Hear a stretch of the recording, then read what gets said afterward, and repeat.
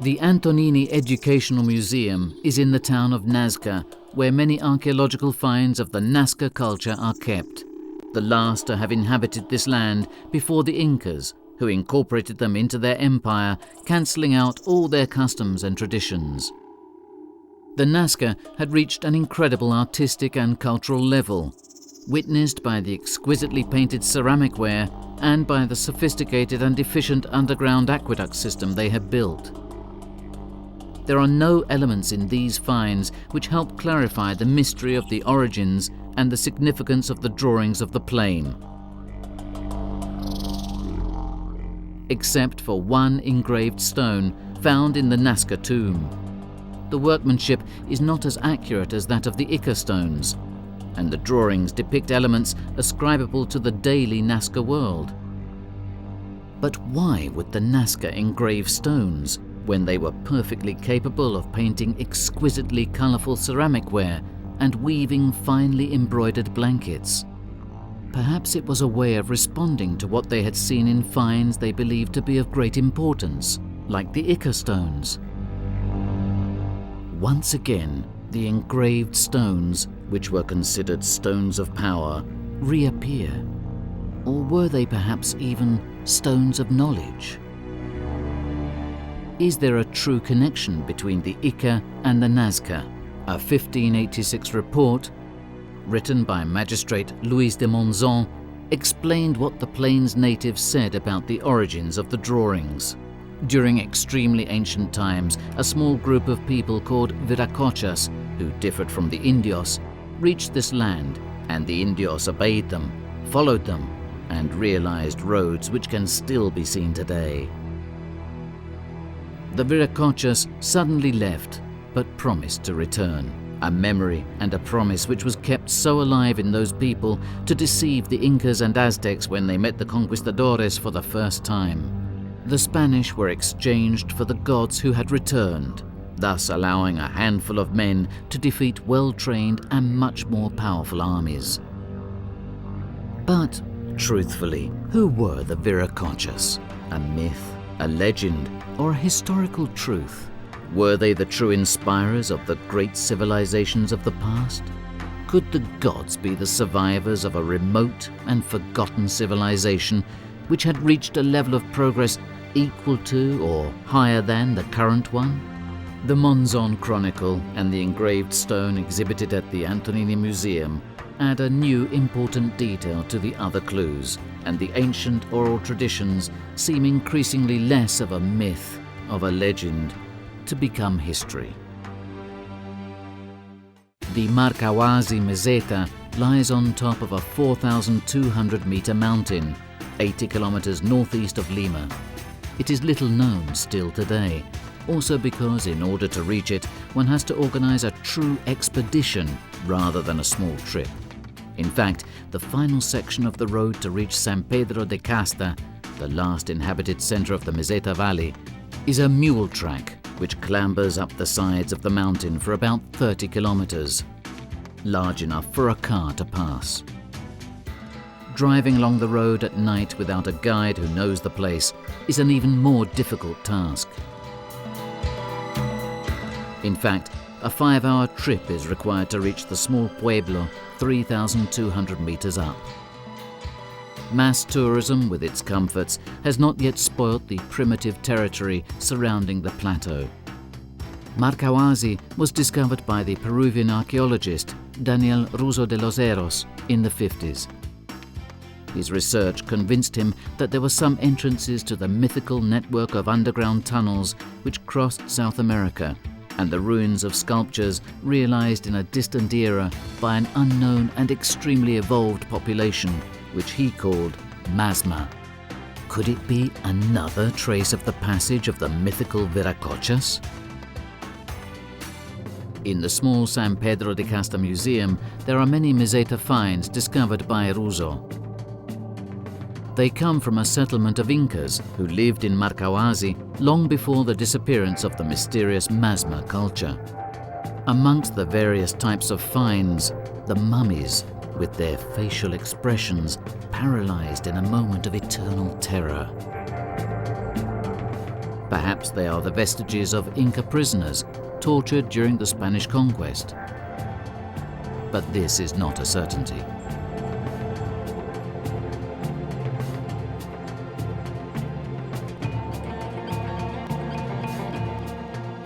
The unpaved small square of San Pedro is from where visitors to the plateau usually depart.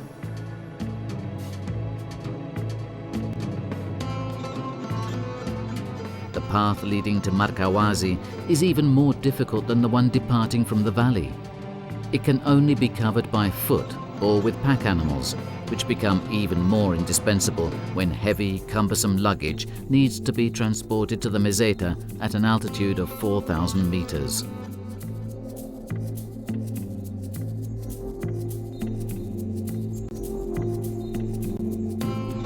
From one of the highest points, the first ruins of the ancient Inca settlement can be seen, while further on there are even more.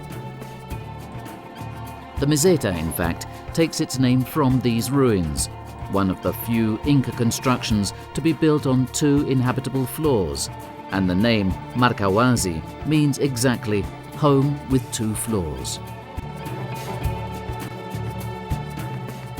Daniel Russo de los Heros has studied the ruins of the meseta for 8 years in a row, stationing at the plateau for 6 months a year.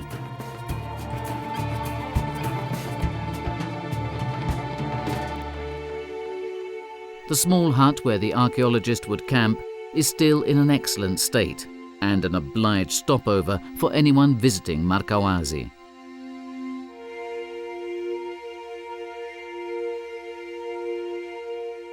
Manuel Olivares is an expert guide who knows the meseta inside out.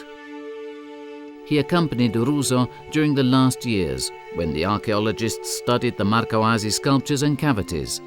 Even today, Don Manuel acts as a guide to the very few tourists and researchers who adventure to the meseta. En el año 52 llegó por primera vez Daniel Russo. In 1952, Daniel Russo came here for the very first time, and we climbed to Marcahuasi. I worked with him for 8 years, 6 months a year. He would work a week in Lima and the other week in Marcahuasi. This was his job during those years.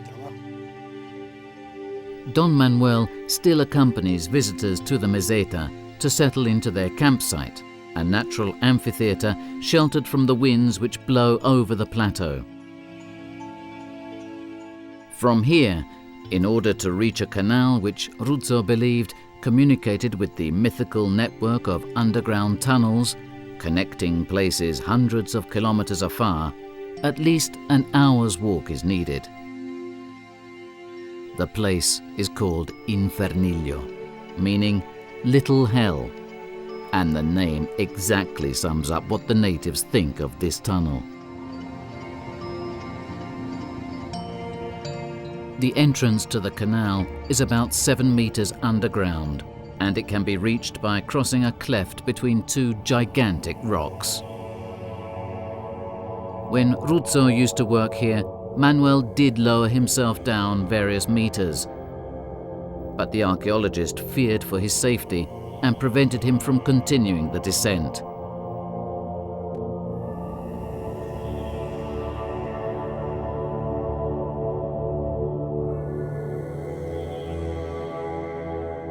To reach the entrance, it is important to have mountain gear.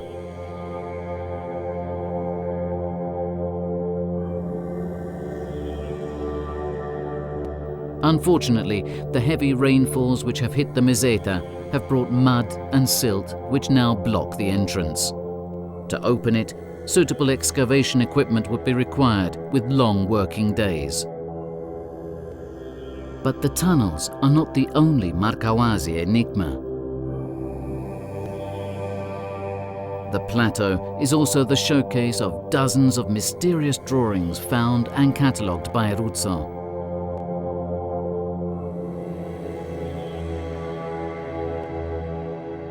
The archaeologist claimed that the technique used by the Masma to carve the Marcahuasi rocks differs from any known to mankind. He defined it organic sculpture and believed it derived from extremely advanced knowledge, from a different way of viewing reality and representing shapes. A world where magical power and the earth and sky bond were of fundamental importance. Son aproximadamente 32 figuras que se pueden encontrar. About 32 drawings can be found in Markawazi, Cada una despierta cierto and each one of these only piques the curiosity to discover how it was possible to realize them. Pudieron hacer estas piedras. In my personal opinion, it seems obvious that these were extremely well-prepared people with another type of mentality, a very special civilization with great knowledge. Ruzzo discovered that in order to recognize the drawings carved in the rock, they should be viewed from the right distance and angle, under precise light and shade conditions, at the right time of day, and even right season of the year. Lacking these prerequisites, the sculptures are indecipherable. This rock was called the African lion by the scholar, and one can guess the profile only when looking from a certain perspective, exactly as explained by Ruzzo. If viewed from other angles, it shows no comprehensible shape. Identifying the sculptures is made even more difficult by natural erosion due to the enormous amount of time passed since their creation. The period surmised by Ruzzo dates back much further than the commonly accepted time, to extremely ancient eras over 10,000 years ago. An age which would have certainly transformed tools or handiwork left by the mysterious sculptors to dust, making any test currently available to date the drawings practically useless.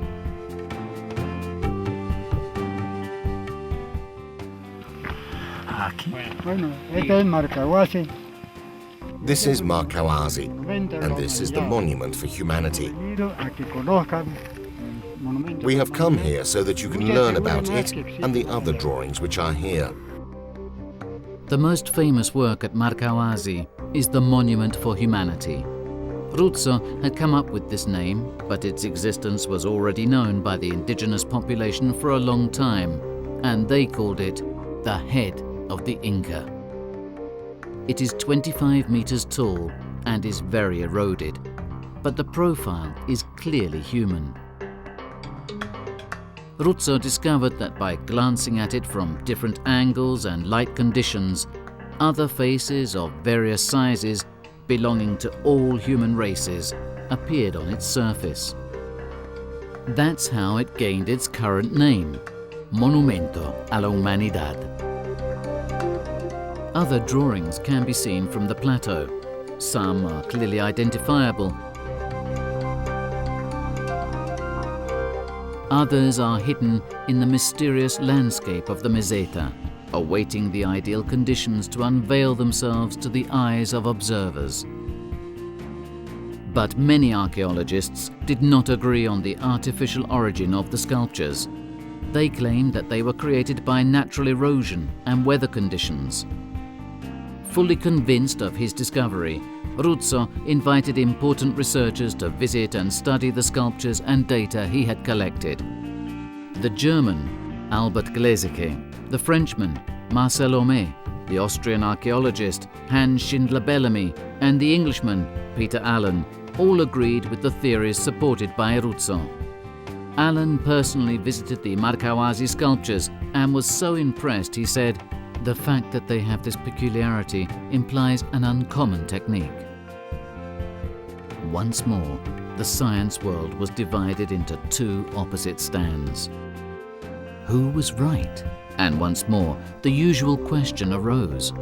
Did the people who inhabited the Meseta in ancient times remember the origin of the finds in a place the Incas considered sacred? Pedro Cieza de Leon, Spanish reporter with the conquistadores, asked them if they knew who had created the strange shapes which were on the plateau. They replied that they belonged to men who came from afar, white-skinned foreigners with a beard.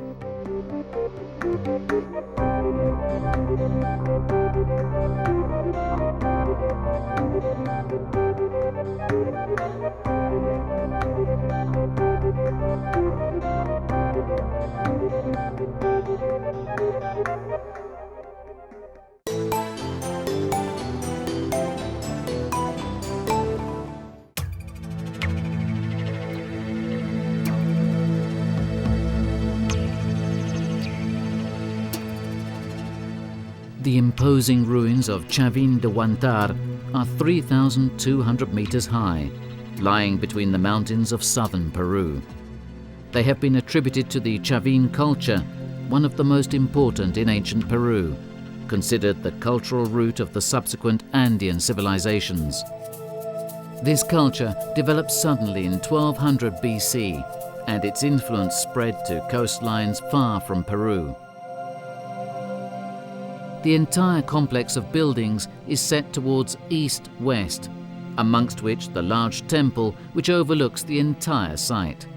It is called El Castillo and is built with various sized stone blocks with a more or less regular weight and shape. The walls were covered with large stone slabs, sometimes carved in the characteristic Chavín style. Similar carvings can be seen on the columns of the temple portal.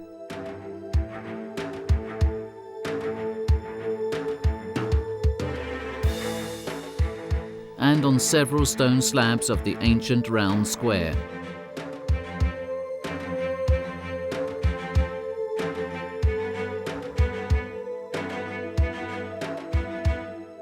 The walls of the Castillo were adorned with over 200 stone heads, called hollow heads. Currently, only one has remained fixed in place. The others have been transferred to the small Chavín Museum. Aquí en la sala de exposición tenemos cabezas clavadas con rostros. Yes, here in the exhibition hall we have heads with proud faces, astonished faces. Research claims that these hollow heads show people who were in a trance state, in a hallucinatory state. These expressions would terrify the visitor who came to this area. The hollow heads were stuck, fixed to the walls of the main Chavín temple. The Chavín population worshipped the jaguar god, and its religion originated from the atavic bond between man and the forest. A religion which, as the museum's director explains, terrified its believers with practices which probably utilized hallucinogenic substances. It seems strange, however, that a population with such a primitive religion had the knowledge to build the imposing Chavín structures. Could it be perhaps that the Chavín people had simply occupied pre-existing structures built by a population which had disappeared and had more advanced knowledge? The Castillo is also called Old Temple, but by looking carefully at it, rather than a temple, it looks like a giant strongbox. Its massive walls, in fact, do not have any windows, and inside there are no large worship halls.